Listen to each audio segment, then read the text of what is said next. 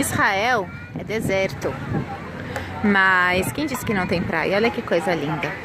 Essa praia aqui em Akko, a 20 minutos cronometrados de carro da minha casa, de Carmiel.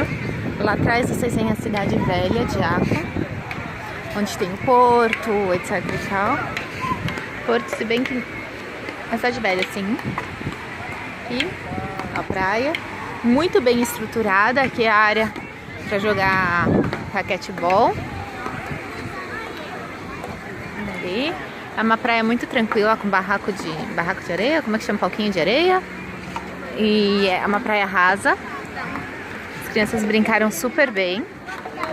Olha que lugar bonito, bem cuidado. Os homens estão ali já para ir embora, a gente já brincou bastante.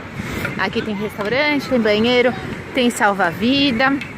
Ali naquela barraquinha fica o salva-vida e ele conversa com as pessoas da água. Então se ele vê um perigo, ele fala no alto-falante.